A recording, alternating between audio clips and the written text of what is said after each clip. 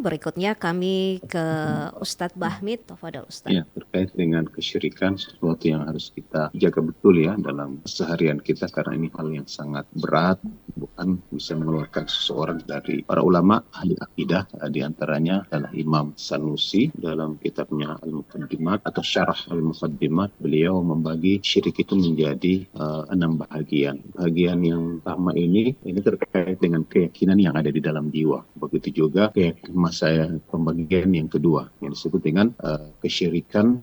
Yang pertama itu adalah meyakini ada Tuhan lain selain Allah. Ada 2 Tuhan, ada 3 Tuhan.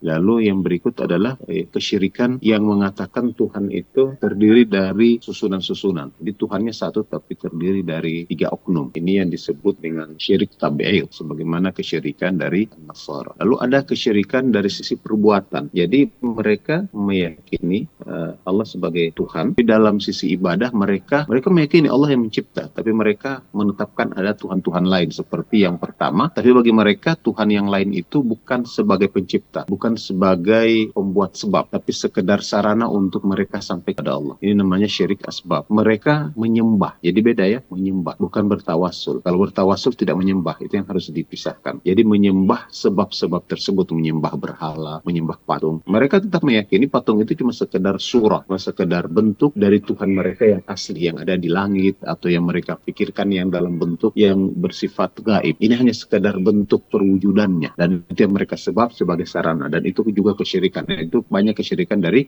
kalangan jahiliyah. Nah, ada kesyirikan amal berikut adalah kesyirikan dalam beramal karena tidak ikhlas. Ada kesyirikan karena tidak ikhlas. Jadi namanya syirik khafi. Syirik kecil juga bisa. Ini riya. Itu juga bentuk kesyirikan. Lalu ada kesyirikan namanya syirik asbab, yaitu kesyirikan seseorang yang meyakini sesuatu itu yang mempunyai sebab bisa mempengaruhi secara mandiri. Jadi saat orang meyakini yang menyebabkan kesembuhan itu adalah obat itu sendiri secara mandiri, yang meyakini sebab-sebab yang ada di dunia ini bisa menciptakan sesuatu secara mandiri, maka mereka juga kafir. Mereka juga disebut dengan syirik karena tidak ada pencipta selain Allah Subhanahu wa taala, sedangkan makhluk semuanya ini tidak mempunyai sebab apapun. Tapi adapun orang yang meyakini benda-benda tersebut menciptakan, tapi karena kekuatan yang diberikan oleh Allah, maka ini oleh para kelompok Ahlus Sunnah dikatakan sebagai ahli bidah, karena ini dilakukan oleh Mu'tazilah. Lalu ada kesyirikan yang terakhir, syirik karena taklid, cuma ikut-ikutan. Dia sebenarnya tidak tahu apa-apa, cuma ikut dari nenek moyangnya. Ini disebut syirik taklid.